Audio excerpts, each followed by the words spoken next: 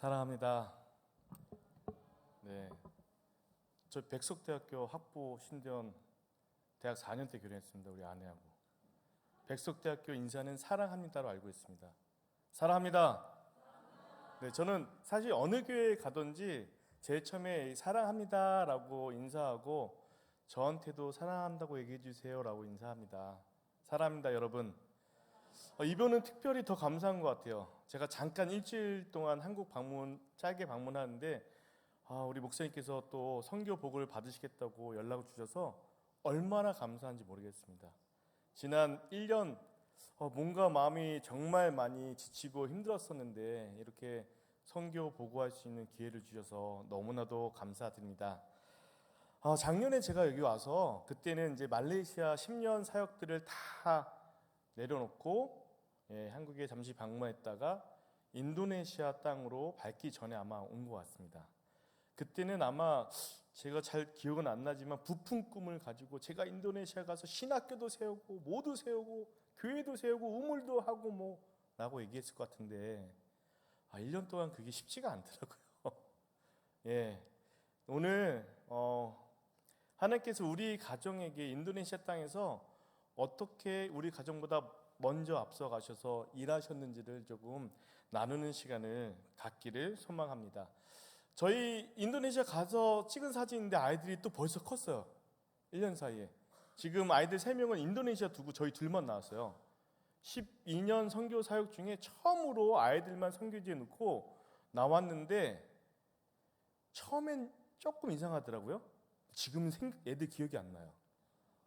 한국이 저희 둘이 약간 또 특히 천안에 오니까 저희가 천안에서 결혼해서 안석골 고관주택 자취방에서 신혼생활 했거든요. 신혼 때로 돌아간 것 같고 너무 기분이 좋습니다. 네, 아이들 많이 컸습니다.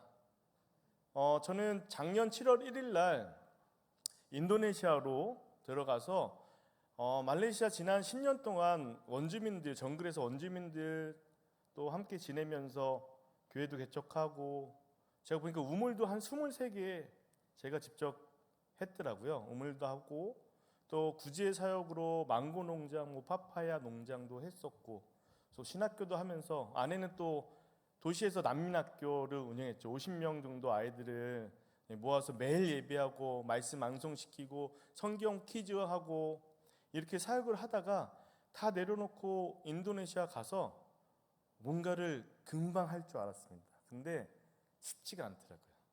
말레이시아가 총리 때문에 정치적으로 선교도 많이 막혔고 또 그것 때문에 1년 6개월 동안 불법 체류로 저희가 있다가 더 이상 거기서 버틸 수가 없어서 비자 문제로 출구 전략으로 인도네시아를 택했고 또 기도하면서 하나님께 응답받고 움직였는데 하나님이 분명히 창세기 12장의 말씀을 12장 1절 떠나가라 본토 친척 아비지를 떠나가라 이 12년 전에 말레이시아 떠나가기 직전에 이 말씀을 주셔서 우리가 순정으로 갔거든요.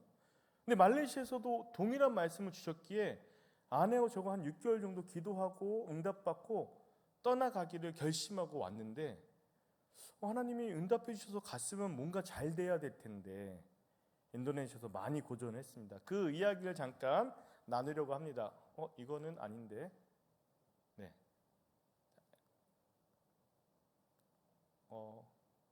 PPT를 어떻게 해야 될까요? 계속 누를까요?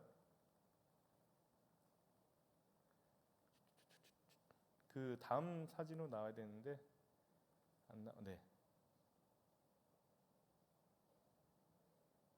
안 넘어갈까요? 네, 맞습니다.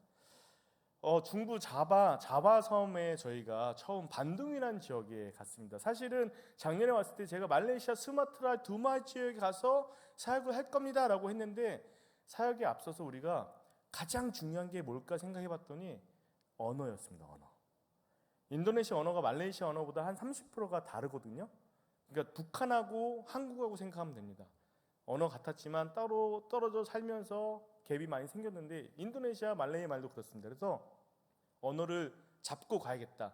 저 반둥에는 미국 선교사님들이 한 40년 전에 선교사를 위해서 언어학교를 세우셨어요. 그곳에 많은 선교사들이 모여서 언어 훈련을 하는데 아내와 제가 그 반둥에서 언어 사역을 했는데, 네, 거꾸로 해야 되는군요. 네, 죄송합니다.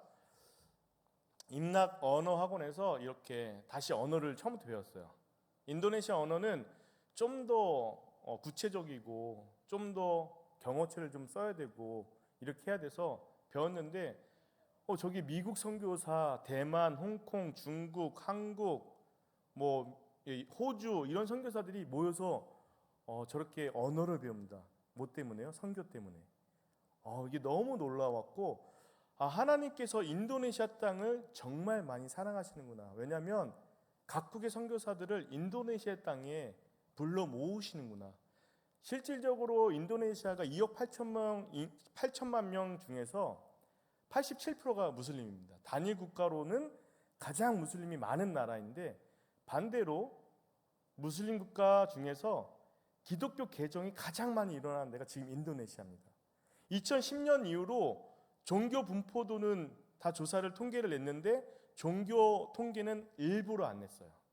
기독교 개종이 너무 많다 보니까 이게 문제가 될 것 같아서 그 종교 분포도는 조사를 안 했어요. 그래서 9%라는 기독교 인구 통계는 2010년도 통계가 마지막입니다.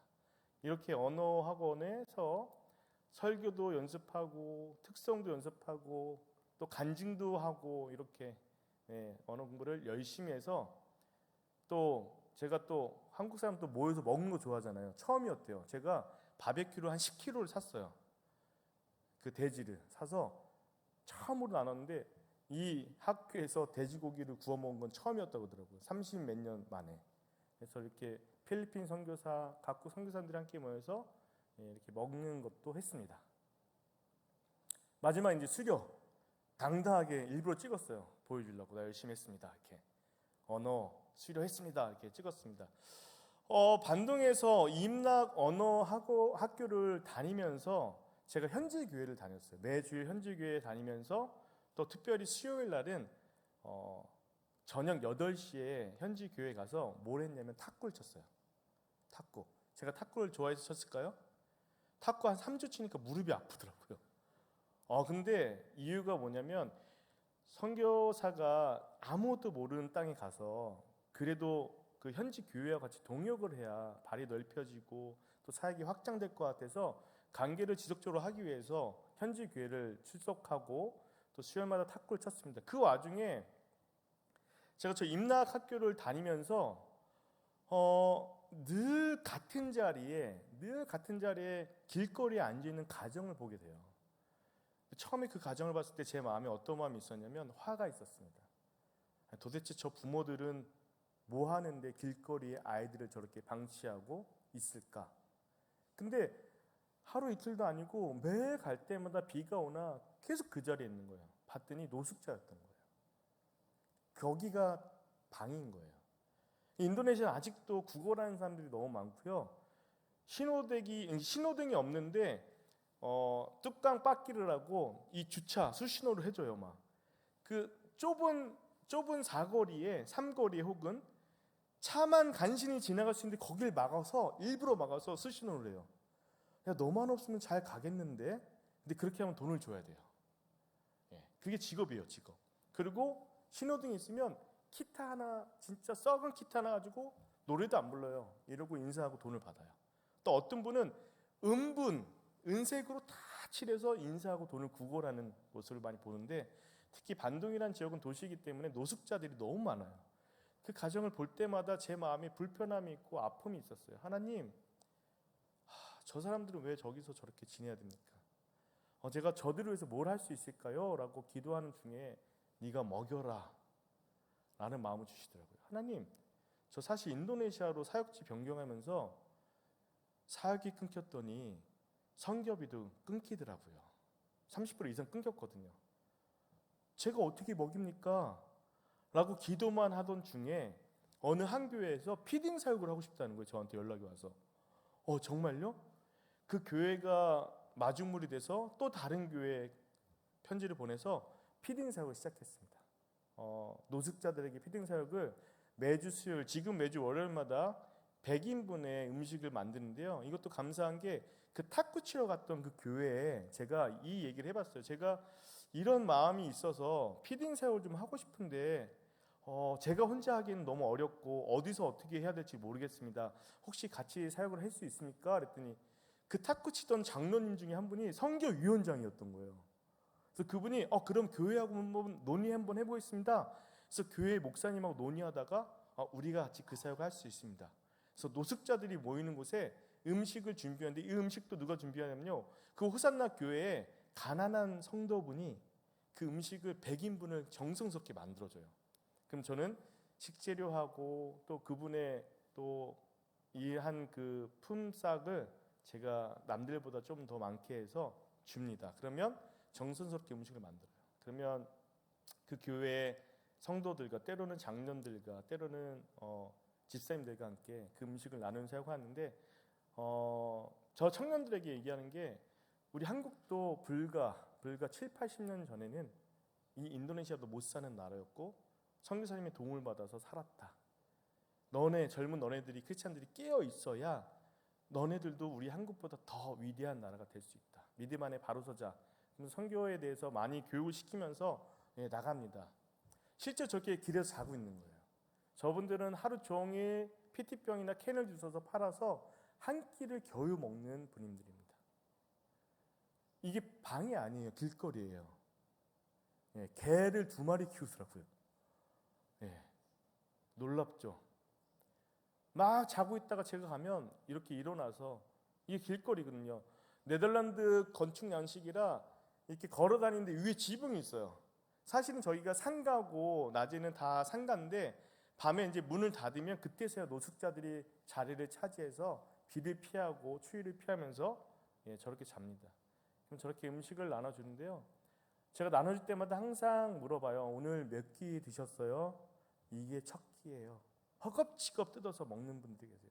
대부분이 첫 끼고 조금 많이 드시면 2끼 이렇게 드시는 분들이 있는데요. 처음에 이제 현지 목사하고 이야기하고 논의할 때 우리가 단지 음식만을 전해주면 안 된다. 이게 예수의 사랑을 전하며 복음을 전하는 사역이 되는데 구제 사역만 해서는 안 된다. 현지 목사님이 처음에는 복음을 전하면 안 된다. 저들이 음식 자체도 안 받을 수 있고 화를 낼 수 있고 문제가 될 수 있다. 사실 외국인이 길거리에서 복음 전하는 게 불법이거든요. 네, 그래서 처음엔 관계를 위해서 음식만 조용히 나눠주자고 얘기를 하더라고요. 그래서 계속 음식만 나눠줬는데 지금 한 8개월, 9개월째 나눠줬거든요. 지금 가면 막 반갑게 안아주고 뚜안 몸브리까띠 안다. 이거는 하나님이 당신을 축복합니다라고 먼저 얘기해줘요. 그럼 저는 뚜안 몸브리까띠 안다. 이거는 알라가 날 축복해 준다고 얘기하면 저는 뚜안 예수스 몸브리까띠 안다. 예수님이 당신을 사랑합니다. 축복합니다. 라고 얘기하면서 잠깐 복음을 전하고 있습니다. 네, 너무 좋아하죠? 바로 먹어요. 사진은 참 많은데 이 사진은요, 오랜 노숙 생활을 하다 보면 정신이 좀 나가신 분들이 있어요. 혼자 케어가 안 돼요. 관리가 안 돼서 저런 시설에, 보호시설에 모여 있는데 제가 한번 가서 음식을 나누는데 거의 생활이 불가능한 사람들이더라고요. 이렇게 노숙자들을 섬기고 있고요. 이분은 마찬가지로 인형 탈을 쓰고 돈을 구걸하는 사람인데 아이 봐줄 사람이 없어 아이를 안고 저렇게 구걸을 하는데 아이가 아파서 이마에 파스를 붙여놨더라고요. 그래서 정말 안타까운데 이런 분들이 굉장히 많습니다. 저기 지금 파란 그 헝겊에 쌓여 있는 아이가 제가 처음 본 날인데 생후 2주 됐어요. 길거리에서 아이를 낳았습니다. 그날 딱 처음 본 날 저 엄마가 이렇게 옆에 누워서 아이 모유를 먹이고 있더라고요. 그래서 이 아이가 너무 어려 보여서 이 아이가 언제 태어났냐 했더니 2주 전에 태어났는데 이 자리에서 아이를 낳았다고 얘기하더라고요. 너무 마음이 아파서 그때 진짜로 제 지갑에 있는 돈을 다 열어서 드렸습니다. 다음 사진 보면 더 마음이 아픕니다. 없죠? 6주가 지나고 그곳에 음식을 나눠주러 갔는데 없더라고요.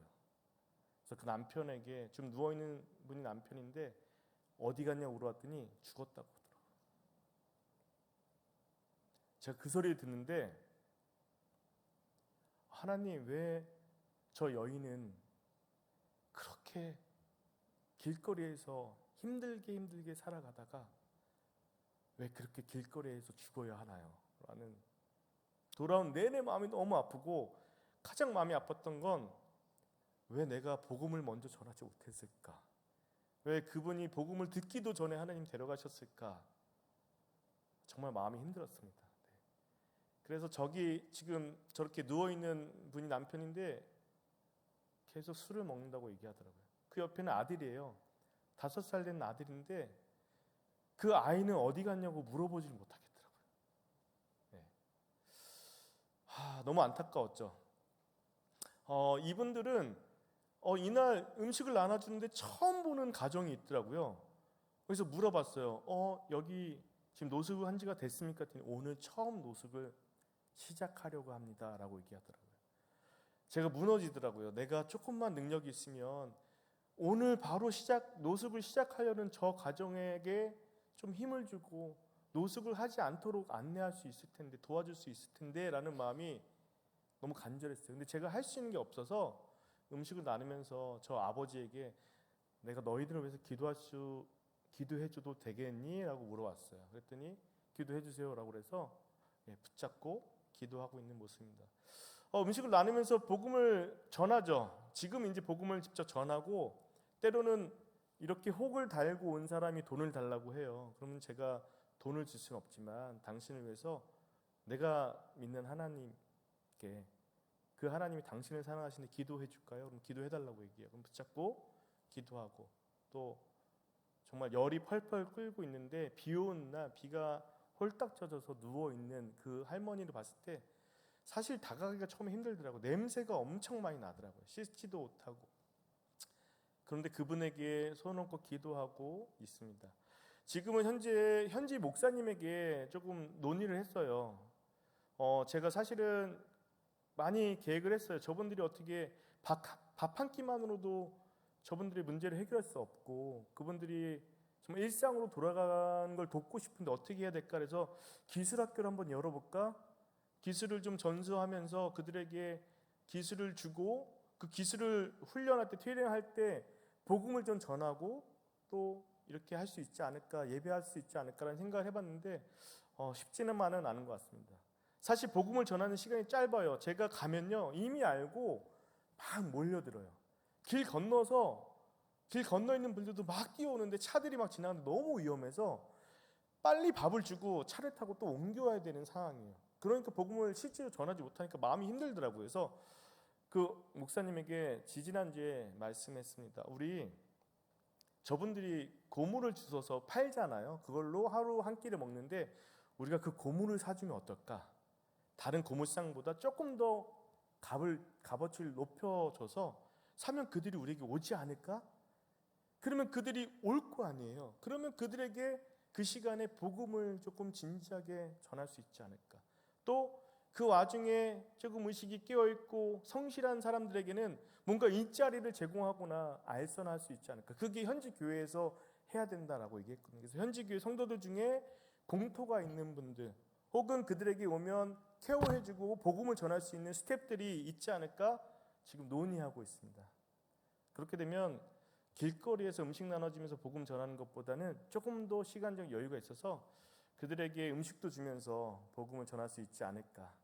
복음을 전하고 있는데 여러분 기도해 주셔야 돼요. 이게 단순히 음식만 나누는 게 아니라 예수 그리스도의 사랑이 전달되고 복음의 씨앗이 그들의 마음에 심겨지기를 기도해 주셨으면 좋겠습니다. 지금 제가 살라티가 지역으로 이제 언어를 마치고 이주를 했습니다. 지금 빨간 데가 이제 살라티가인데 반둥 지역하고는 한 차로 6시간 거리고요. 또 자카르타하고는 한 10시간 거리에 있습니다. 근데 반둥에 있는 피딩 사역을 어떻게 해야 될까요? 제가 몇 주를 다녔어요. 9시간 거리에 차로 1시간 반, 기차로 7시간 15분을 타고 월요일날 새벽부터 나가서 월요일날 밤에 저녁에 도착하면 저 피딩 사역을 하고 자고 그 다음날 아침에 새벽부터 넘어와야 집에 오면 한 8시 됩니다. 이걸 매주 했는데 몸이 힘들더라고요. 재정도 이 피딩 사역에 들어가는 돈만큼 교통비가 들어가더라고요. 그래서 좀 합리적으로 생각하면 제가 안 가는 게 맞는 것 같더라고요. 가야 될까요? 안 가야 될까요? 그 돈을 밥 한 더 쓸까? 왜냐면 밥을 다 나눠주고 돌면 아직도 노숙자들이 많아요. 근데 100인분밖에 준비를 못했기 때문에 딱 그만큼만 주고 오는 마음이 내내 힘들었는데 이 교통비로 내가 가지 말고 음식을 더 나눠줄까? 라는 고민도 해봤어요. 근데 그때 하나님 주시는 마음이 있었습니다. 야, 내가 그들을 위로하려고 하는데 누군가가 나를 대신해서 위로해야 되는데 선교사인 너마저 그곳을 안 갈래? 그런 마음을 주시니까 제가 안 갈 수가 없더라고요. 돈이 좀 더 들더라도 직접 만나서 그들에게 음식을 나누면서 그들을 위로해주고 기도해주고 복음을 전하는 게 맞겠다 싶어서 지금도 매주 반등으로 9시간 다니고 있습니다. 살라티가 갈 때 여러분 제가 말레이시아 10년 사역을 할 때 팀에서 사역을 했었는데 팀에는 뭔가 정말 울타리 안에서 보호받는 느낌이었고 사역도 정말 많았고 또 팀 선교사님께서 30년 전에 그곳에 기경을 하고 복음의 씨앗을 뿌린 것을 열매를 따먹는 사역을 했었어요. 제가 그게 너무 행복했고 즐거웠었거든요. 근데 어느 순간 문득 하나님께서 제 마음에 야 병규야, 너 복음의 씨앗을 심는 사역을 해봤니? 그 복음이 잘 들어가기 위해서 그 마음밭에 땅을 기경하는 사역들을 해봤니? 라는 물음을 주셨습니다. 제가 그렇게 해본 적이 없더라고요. 프로젝트 사역으로 교회 건축하고 우물 건축하고 막 망고 농장하고 일이 너무 바쁘다 보니까 또 교회도 많다 보니까 순회 선교 전도로 막 예배드리고 다시 다른 마을 가고 이렇게 하기 바빴더라고요. 영혼을 만나기가 어려웠습니다. 그래서 이번 인도네시아는 그래 물론 어떤 이런 말레이시아 했던 사역들은 후원자들 보기에도 좋고 협력교회 보기에도 참 좋은 열매 맺는 것 같은 선교 사역이었는데 그런 거 아니어도 한 영혼에게 그 마음밭에 복음의 씨앗이 들어갈 수 있도록 옥토밭을 만드는 기경하는 일들을 해보자. 그리고 그곳에 복음의 씨앗 하나를 심는 사역을 해보자라고 기도를 계속 했었는데 너무 감사한 게 이 살라티가에 제가 하는 집사님, 현지 집사님을 만나게 됐습니다. 근데 그 집사님 아버님이 대단하시더라고요. 나중에 예수를 믿게 됐는데 그가 갖고 있는 전 재산을 털어서 교회를 건축할 땅을 헌금하고 또 그 아버지가 돌아가기 전까지 교회에 나오지 못하는 거동이 불편한 분, 노인분들, 정신병자들, 악한 영에 사로잡혀서 힘들어한 자들을 집집마다 찾아다니면서 들어주고 기도해주고 말씀 나누고 복음 전했던 일을 했던 그 아버지를 늘 어렸을 때 보던 집사님이 얼마 전서부터 그 사역을 자기가 시작을 했다고 해요. 근데 그 집사님을 만났는데 저하고 대화를 했죠. 나는 이렇게 말레이시아에서 하고 왔고 지금 이곳에서 이런 마음으로 이런 사역을 하고 싶어서 왔습니다.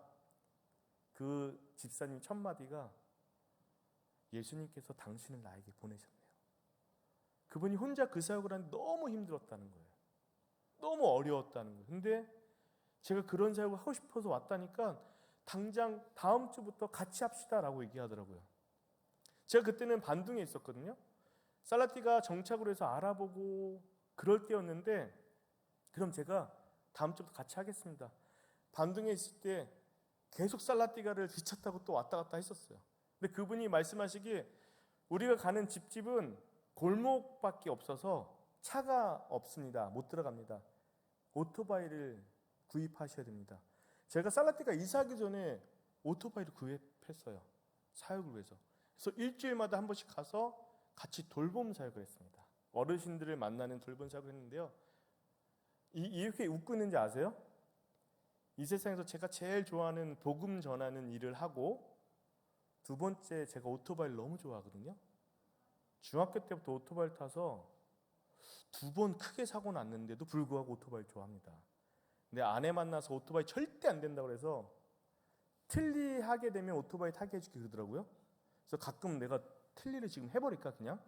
이런 생각을 할 정도로 오토바이를 너무 좋아했었는데 아내가 결국 항복했어요. 인도네시아 갔더니 오토바이가 필수품이에요. 오토바이 없으면 어디 다닐 수가 없는 거예요. 아내가 오토바이를 허락해줘서 또 사육하고 잘 접목시켜서 오토바이를 타면서 복음 전하러 가니까 저게 오토바이 타서 웃는 게 아니고요. 복음 전하러 가서 웃는 겁니다. 네, 저렇게 가는데요. 너무 감사한 것은 거동이 힘들어서 교회 못 나온 사람들 대부분이요. 사실은 저분들은 크리스찬들이에요. 믿음이 있는 분들인데 너무 감사한 건 그 집에 노인분들을 찾으러 갔는데 그 가족들은 신앙생활 안 하는 사람이 대부분이라는 거예요. 무슬림도 있다라는 거예요. 그 집집마다 찾아가서 앉기만 하면 울어요. 배우자가 한 분은 꼭 없으시더라고요. 자녀들은 다 떠나가고 홀로 있으면서 외로워서 말씀 딱 나누시면서 울어요. 바로 힘든 것들을 말씀해 주시고, 그럼 들으면 기도 제목이 있잖아요. 그러면 거기에 맞는 본문을 읽어주고 잠깐 메시지 전하고 손 붙잡고 기도해주면 그분들이 마음이 활짝 납니다.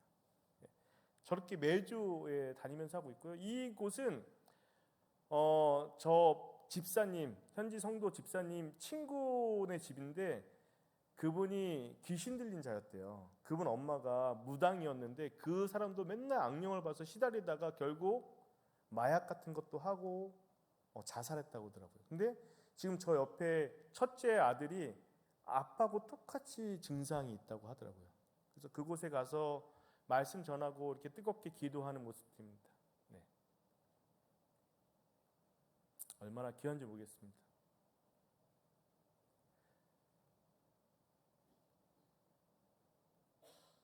이분은 너무 감사한 게 이날 복음을 처음 들었어요. 사실은 저분의 딸이 성도인데 당뇨 때문에 이 발목 위를 잘랐어요. 그래서 그분이 굉장히 힘들어하고 심적으로도 많이 힘들어서 고통당하고 있어서 신방을 간거였는데 그분이 병원에 가고 없더라고요. 근데 저 아버지가 문을 열어줬는데 그 아버지가 무슬림이거든요. 우리가 복음을 전했습니다. 예수 그리스도 직접적으로 전하고, 이 한국에서 온 차병규 선교사가 지금 할아버지에게 복음을 전하는데요. 문을 두드리고 있어요. 예수님이 문을 두드리고 있는데요. 문을 열지 않고 닫고 있으면 안 돼요. 여셔야 돼요. 예수님이 나중에 문을 딱 닫아버리면 아무리 놓고 해도 예수님은 문을 열어주지 않습니다. 우리가 문 두드릴 때 열어서 예수님의 마음 모시고 믿었으면 좋겠어요 라고 복음을 전하는 모습을 찍어왔습니다. 이분은 귀가 좀 어두우세요.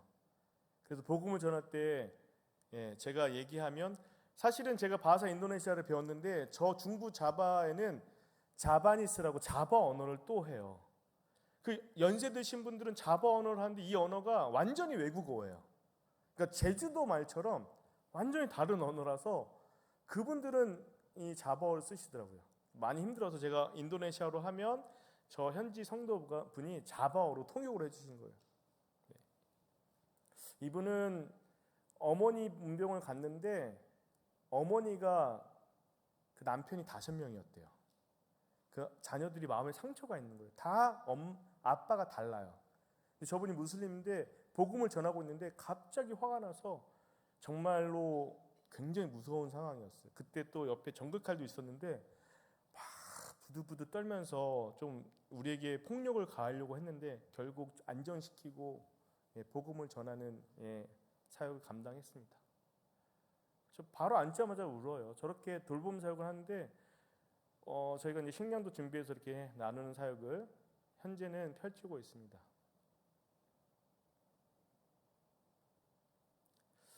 조금 더딘 것 같더라고요. 제가 생각했을 때 말레이시아에서 사역을 했기 때문에 인도네시아는 조금 사역이 금방 열릴 줄 알았는데 많이 힘들었습니다. 근데 어쨌든 저렇게 한 10년 만나게 하시고 복음 듣게 하시고 그의 가족들, 하나님 믿지 않는 자들이 옆에서 듣게 하시고 또 기도하게 해주시는 일들이 있어서 얼마나 감사한지 모릅니다. 사실 인도네시아 갔을 때 처음에 너무 막막하더라고요. 하나님이 떠나가라 해서 왔는데 왜 이렇게 상황이 열리지 않습니까? 사역도 그렇고 비자도 너무 어려웠어요. 종교 비자를 받는 게 제일 좋은 건데 종교국이 슬롯이 많지 않고 또 저같이 이제 갓 온 선교사는 보증을 받을 수 없어요, 교단에. 왜냐하면 보증을 서뒀다가 문제가 생기면 종교 그 교단이 타격을 입기 때문에 주지 않아요. 한 5년, 10년을 같이 교단하고 일한 선교사에게 비자를 줍니다. 하나님 10년 동안 말레이시아에서 비자 때문에 그렇게 고생시키더니 인도네시아도 이렇게 하실 겁니까? 항상 기도했습니다. 근데 정말 하나님께서 사실 저희가 솔직히 고백하는데 2월 달에 말레이시아로 돌아가려고 했어요. 반둥에서 언어를 하고 말레이시아 사역이 있어서 2달에 한 번꼴로 제가 건축한 교회들 다니면서 다녔는데 너무 마음을 힘들게 한 게 뭐냐면 저희가 인도네시아로 옮기고 나서 한 7, 8개월 뒤에 비자가 열린 거예요. 우리 아이들이 다녔던 학교만 다니면 우리 2명의 비자가 다 나오는 거예요, 가디언이. 막내가 졸업하려면 10몇 년 남았는데 비자를 주겠다는 거예요. 그리고 한인교회에서 저를 좀 아끼는 한인 목사님께서 교회 법인인데 비자가 나왔다고 저한테 준다는 거예요. 인도네시아에서 그러지 말고 빨리 와. 또 제가 사랑하는 집사님이 사업체에 비자가 나오니까 준다는 거예요. 하나님이 그렇게 막으셔서 기도하고 응답받고 갔더니 말레이시아 열리는 거예요. 근데 어쨌든 누르고 있다가 아내에게 작년 1월 달에, 올 1월 달에 내가 말레이시아 다녀왔더니 비자가 이런 일이 있대. 말레이시아 가야 될까? 아내가 어떻게 했을까요? 예전에 제가 선교 실패하고 돌아갈 거야 했더니 당신이 선교 칼이나 뽑아왔어? 뽑지도 않았고 무슨 실패야? 이랬던 사람인데 말레이시아 돌아갈까? 물어봤더니 뭐라 그런지 알아요? 내가 학교 알아볼게. 바로 학교를 알아보더니 그 말레이시아 다니던 학교가 1년 6개월 전에 들어오면 그냥 입학된대요. 입학금도 안 내도 된대요. 비자도 다 해주겠대요. 아이들한테 벌써 다 얘기했대요. 아이들이 매일 울었거든요. 인도네시아에서. 아빠 나 말레이시아 학교 다니고 싶어. 인도네시아 현지 학교 집어넣었더니 애들이 맨날 이러고 놀리는 거예요. 같은 아시아인데 자기는 동남아시아에서 눈이 크다고 애들한테 맨날 이렇게 놀리고 라마단 기간에는 걔네들이 금식하잖아요. 우리 애도 도시락 싸가면 핍박하는 거예요. 저리 가서 먹어. 그래서 가끔 한국 사람은 화장실에서 애들이 밥이 먹고 그런대요. 그리고 선생님이 애들하고 똑같이 굴어요. 똑같이 애들한테 욕하고. 그러니까 우리 애들은 말레이시아에서 되게 스트릭한 학교 다녔다가 인도네시아 가니까 맨날 울고 아빠 말레이시아로 다시 돌아가요 했는데 아내가 물을 엎질러 버렸어요. 우리 말레이시아 간다 이렇게 얘기했어요. 와, 마음이 굉장히 무겁더라고요. 하나님이 인도네시아로 가라고 하셔서 기도 응답받고 왔는데 제가 살짝 한번 던진 말을 덥석 물어버리는 믿음 없는 자가 되었더라고요. 인도네시아 가서. 얼마나 마음이 무거웠는지 어떻게 해야 되나요 하나님. 근데 아내가 마침 제가 그랬죠. 우리 말레이시아에서 10년 사역을 했는데 인도네시아 돌아보니까 인도네시아 분들이 말레이시아 어디 가봤어요? 뭐 레고랜드 가봤어요? 뭐 조호바루 어디 가봤어요? 근데 저희는 가본 적이 없더라고요. 그런데 가본 적이 없어요. 너무 그게 10년 동안 있으면서 좀 다녀볼 걸, 조금 놀러도 다녀볼 걸, 왜 죽어라고 사역만 했나. 이게 인도네시아 있을 때 그러면 인도네시아 정탐해보자 아내를 꼬셨어요. 그래서 구정 때 인도네시아 정탐을 해서 족자카타를 7시간, 8시간 운전해서 간 거예요. 와, 그 족자카타에 딱 내렸는데 하나님이 강권적으로 마음을 붙잡으시더라고요. 그 풍경을 보는데 제 마음에 뭐랄까 그 무거웠던 그 돌덩이가 탁 없어지면서 그 엄마 품에 푹 안겨있는 느낌 아시는가요? 제가 인도네시아 엄청 힘들었다고 했잖아요. 비자도 안 되고 뭐도 안 되고 힘든 마음이었는데 평안함을 주시는 거예요. 근데 이거를 아내한테 얘기할 수가 없더라고요. 아내는 이미 말레이시아 가기로 학교에다 메일을 보냈고 답신도 받았고 집도 알아봤고 애들은 이미 친구들한테 나 말레이시아 언제 가니까 보자 이렇게 했는 상태에서 요걸 얘기하면 싸울 것 같은 거예요. 그래서 말을 안 하고 3일을 잘 다녔는데 아내도 너무 좋아하더라고요. 구정 때 딱 3일 쉬는데 제가 아내한테 여보 너무 좋으니까 우리 애들 한 3일 결석시키고 3일 더 돌아보자. 예전에 아내였으면 안 돼. 애들 학교는 보내야지 했을 텐데 그럴까? 너무 좋았던 거예요. 근데 그날 밤에 다른 지역으로 이동을 하면서 아내하고 나눴는데 아내가 여보, 족자카트의 땅을 받는 순간 하나님이 마음을 여셨어. 우리 인도네시아에서 사역을 계속 해야 되나 봐. 아내가 먼저 그러는 거예요. 같은 마음을 주셨잖아요. 제가 얼마나 기쁜지. 제가 뭘 찾아봤는지 아세요? 내가 여기서 사역하려면 애들 학교가 있어야 되는데 찾아봤어요. 그랬더니 거기서 40분 거리에 학교가 있는데 1984년도에 미국 선교사 세 가정이 그곳에서 사역하는데 학교가 없어서 그 자기의 자녀들 학교 교육 때문에 본국에다가 요청을 해서 학교를 세웠어요. 그때 그 아이들 학교를 위해서. 근데 그 학교가 지금 인터내셔널한 스쿨이 됐어요. 근데 거기가 제가 본 그 지역에서 40분밖에 안 떨어졌더라고요. 그래서 그 다음날 전화를 해서 학교를 연락했더니 지금 구정이라 다 쉬는데 선생님들이 미팅 중에 있으니까 오세요 그러더라고요. 아침에 우리 학교 좀 보러 가자 했더니 애들이 이만큼. 아니 말레이시아 가는 거 아니었어요? 큰애가. 아니 이 학교가 사실 선교사님이 세운 학교래. 그러니까 한번 구경 가자. 집하고 한 5시간 6시간 떨어졌으니까 집에 가면 뭐다. 가는 내내 또 우는 거예요. 우리 딸은 이미 눈치를 챘어요. 이만큼 나와서. 근데 제가 운전하고 가면서 하나님 어떻게 할까요? 저 아이들을 제가 어떻게 설득시킬까요? 하나님 제가 설득시킬 자신이 없습니다. 기도하면서 갔거든요. 학교에 딱 도착하자마자 학교 캠퍼스를 보고 안내를 받는데 우리 첫째 딸이 이만큼 하고 울었던 애가 막 뛰어오더니 아빠 나 이 학교 다니려면 어떻게 해야 돼요? 아멘 하도 됩니다. 이럴 때는. 안 하십니까? 야 네가 이 학교 다니고 싶어? 첫째, 둘째, 셋째가 와서 이 학교 다니고 싶다는 거예요. 니네가 학교 다니고 싶으면 아빠가 여기서 너네 때문에 선교해 줄게. 이 지역에 선교하면 되겠네. 진짜요 아빠? 우와 이러는 거예요. 그래서 그날 바로 원서를 썼고 시험 날짜는 그 다음에 알려주겠다고 해서 왔는데 7시간 또 다시 운전해서 왔는데 알고 보니 우리는 그게 시골이라 학교 아무나 받아주는 줄 알았는데 반둥에서 딱 보니까 주변의 선교사님들이 우리 애들 작년에 여기 시험 봤는데 떨어져서 못 갔어요.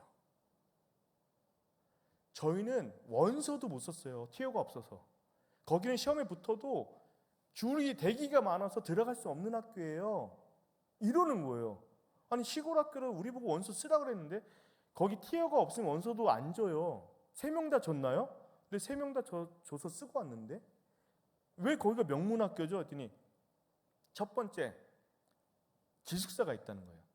인도네시아가 워낙 넓은데 선교사님들이 거기에 기숙사를 넣어보내기 때문에 좋다는 거예요. 우리 애들은 기숙사 안 해도 되는데. 두 번째 선교사는 무조건 50% 할인. 한 명씩 다 50% 할인. 입학금 뭐 모든 게 50% 할인이라는 거예요. 제가 따져봤더니 말레이시아보다 훨씬 싼 거예요. 할렐루야. 시험 날짜를 받았어요. 3월 5일 날 갔습니다. 한 달 뒤에. 애들 시험이 3시간 걸린대요. 그래요? 그럼 3시간 들여보내놓고 2시간 걸린다 해서 들여보내놓고 저희가 지금 아무도 모르는 곳에 간 거잖아요. 거기 어떤 반둥에 저희 교단 선배 선교사님을 통해서 그 지역의 선교사님이 저희 집을 알아봐줬어요.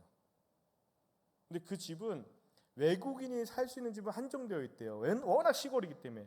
근데 그것도 다 그 학교에 다니는 선생님이나 학생들의 집이기 때문에 이게 다음 학기로 넘어갈 시즌에만 집이 나온대요. 3월에는 집이 없다는 거예요. 근데 어떤 집사님이 사업을 철수하고 들어가시는 분이 집을 내놓기도 전에 그 선교사님 그 집을 잡은 거예요. 그 집에 5년 계약했습니다. 하고 났더니 대기자들이 줄 서 있는 대기자들이 4명이나 있었어요. 제가 직접 들은 거예요. 근데 너무 감사한 건 제 인생에 그렇게 좋은 집은 처음 살아봤는데 제 선교 생활 중에 월세가 가장 저렴한 월세예요. 너무 감사. 근데 애들이 시험을 2시간이면 된다는데 우리 둘째 아들이 3시간이 돼도 안 나오고 3시간 반이 돼도 안 나오는 거예요. 떨어지면 어떡하지? 집 계약했는데. 근데 와이프가 이때는 좀 믿음이 강한 척 하더라고요. 아유 믿음이 그렇게 없어? 하나님이 집도 해주고 학교도 다 해줬는데 그 믿음이 없어. 애들 붙을 거야. 그리고 2주를 기다렸는데 마음이 조마조마하더라고요. 만약에 떨어지면 그 집은 어떻게 되는 거지? 근데 딱 연락이 왔어요. 3명 다 우수한 성적으로 합격했다는 거예요. 우리 아내가 애들 교육 좀 시켰나 봐요. 우리가 기독교 교육과 나왔어요. 교직 이수했다고 자랑 그렇게 해요. 그래서 그런지 애를 잘 키웠나 봐요. 붙었어요. 근데 그때 딱 든 순간이 하나님, 학교 애들 되고 집 되고 되면 뭐합니까? 비자 안 되면 말짱 깡입니다. 말레이시아처럼 이렇게 고생시키려고요? 아니 학생 비자가 편하대요. 선교사님들이 대학교.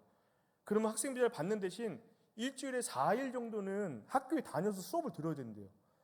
하나님, 제가 지금 선교사로 왔지 학생으로 왔습니까? 저 학생 비자 안 받습니다. 네. 그리고 어떤 분은 비즈니스 하신대요.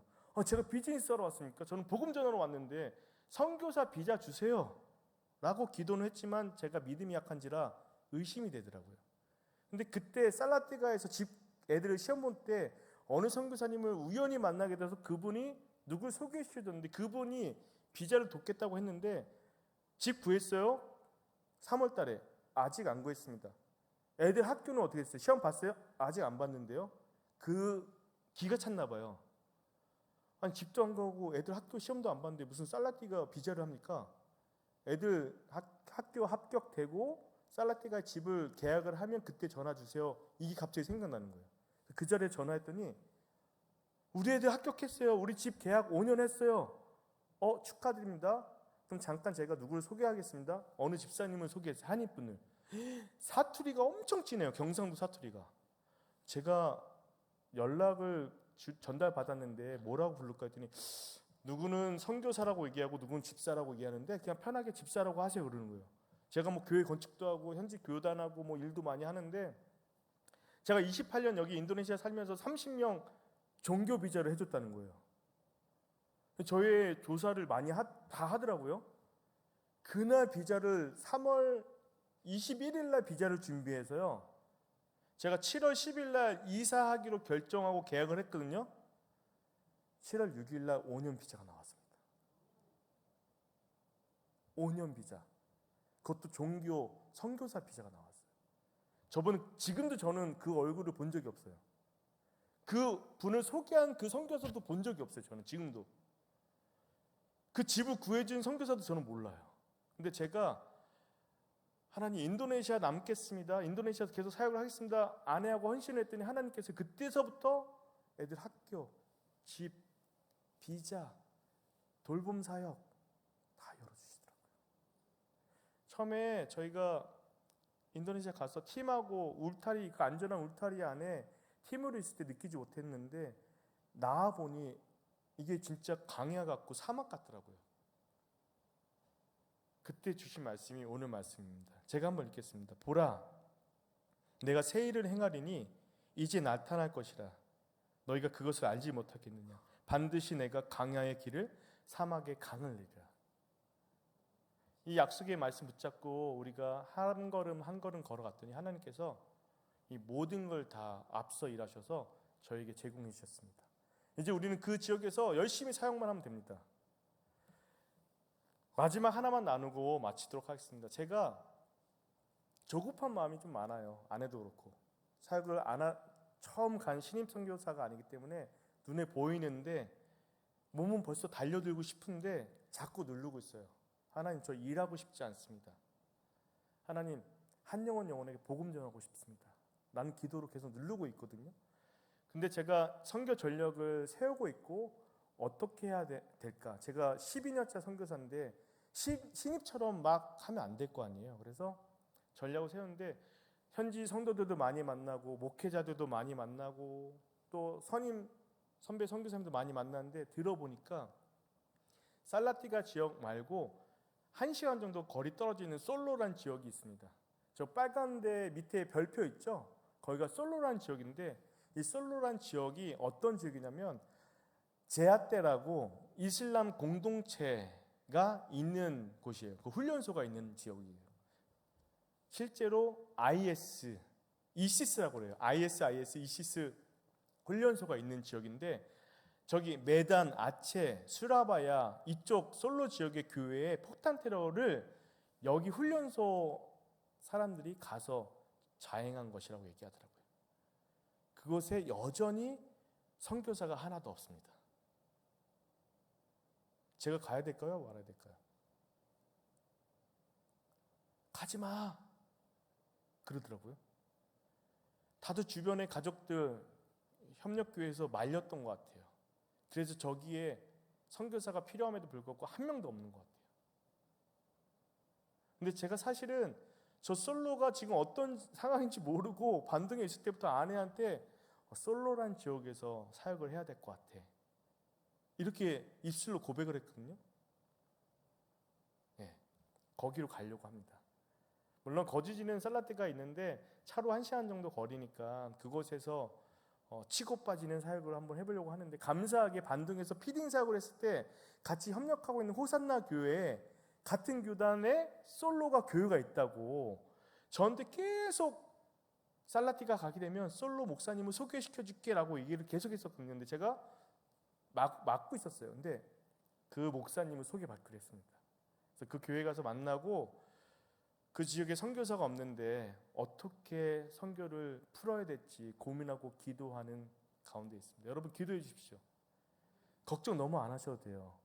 IS가 한참 막 활발할 때 국제적으로 너무 이게 이미지가 안 좋아서 인도네시아 정부에서 그 조직을 다 와해시켰어요. 지금은 없어요. 그 훈련소가 지금은 없지만 선교사도 없습니다. 여러분 기도해 주세요. 또 한 가지 기도 제목이 있는데, 제가 반둥에서 이 인도네시아나 말레이시아는 학교를 픽드롭하는 문화거든요. 직접 애들을 내려주고 태워오는 문화라서 부득이하게 아내가 중고차를 하나 구입했어요. 그래서 아이들용으로 사용하고 있고, 저는 그때 중고 오토바이를 사서 제가 학교도 다니고 그 학교를 다녔어요. 이 살라티가에서도 마찬가지로 오토바이 타고 사역을 하고 있는데 차량을 좀 구입해야 되는 실정에 다다랐습니다. 저 솔로로 가기 위해서는 고속도로를 1시간 타고 다녀야 되는데 차량 구입이 필요해요. 그래서 제가 지난번까지 알아볼 때는 4륜 자동차에 고가 좀 높은 차량이 굉장히 비쌌습니다. 6천만 원이 넘었어요. 여기서는 한 3,500 정도 되는 그 차가 그쪽에서 한 6천만 원, 7천만 원 됩니다. 너무 이건 비싸서 어디에다 요청할 수도 없어요. 근데 얼마 전에 차가 하나 새로 나왔어요. 어떤 차냐면 포터 같은 차, 뒤에 짐 싣고 2인용 차. 저한테 딱 맞을 것 같더라고요. 저가 혼자 다니니까 혼자 다니고, 거기가 다 농경사회라서 한 90%가 다 농사 짓는 사람이니까 만나면서 차량으로 도와주면서 복음도 전하고, 선교팀 오면 짐도 싣고 정말 다용도로 쓸 수 있을 것 같더라고요. 제가 사실 중고차 가지고 산에로 올라갔는데, 지지난주에 올라갔는데 타이어가 빵꾸 나서 이 얇은 타이어로 내려오다가 계기판에 경고가 다 떠서 굉장히 불안한 마음으로 가족들하고 내려온 적이 있는데, 여러분 기도해 주십시오. 여러분들이 아니라도 하나님이 하시고자 하시면 누군가를 통해서 보내주시는데 차량이 필요합니다. 이 선교사에게 동참하는 분들이 반드시 있을 거예요. 그래서 그 차량을 가지고 저 솔로 지역에 다니면서 한번 이슬람 강성 지역에 한번 복음을 전해보려고 하니까 여러분 기도해 주세요. 제가 우스갯소리고 아내한테 저렇게 막 생각하다 보니까 좀 무서워지더라고요. 여보, 내가 혹시 순교라는 거를, 그 영광이 나한테 주어져서 순교라는 걸 하면 어떻게 할 거야? 반응이 어때야 될까요? 여보 가지 마 거기, 이래야 되는데 당신 순교하면 내가 거기 또 선교할게, 천국에서 만나. 되게 믿음있는 척해요. 조금 두려운 마음도 있으니까 여러분 기도해 주세요. 강하고 담대하게 그곳에 가서 복음을 전하고, 돌봄 사역과 이 피딩 사역에도 정말 계속적으로 그들을 위로하면서 예수님의 사랑을 전할 수 있는 사역을 계속할 수 있게 해달라고 기도해 주시면 정말 힘이 되고 감사하겠습니다. 설교 필요 없으시죠? 우리 강인하 목사님 워낙 설교로 대가이시기 때문에 저는 선교지의 소식만 나누고 물러가도록 하겠습니다. 우리 다 같이 한번 기도하겠습니다. 사랑의 하나님 감사합니다. 오늘 이렇게 수요 예배에 저희 가정을 청수백석대학교에 세워주시고 하나님께서 행하시는 새 일을 나누게 하시니 감사합니다. 강해 같은 현실 속에서도 길을 내시고 또 사막 같은 땅에서도 강을 내시는 하나님을 신뢰합니다. 때로는 아버지, 이곳의 말씀을 듣고 선교 소식을 들은 우리 성도분들 가운데서도 정말 강해 같은 시간, 또 사막 같은 시간을 보내는 분들도 있을 겁니다. 그러나 하나님께서 말씀하신 것처럼 보라 내가 새 일을 행하려니 너희가 알지 못하느냐, 광야에 길을 내리라, 사막에 강을 내리나, 이 말씀을 붙잡고 날마다 하나님을 신뢰하며 나가는 우리 모두가 될 수 있도록 인도하여 주시옵소서. 늘 감사드리며 사랑이 많으신 예수님의 이름으로 기도드립니다. 아멘.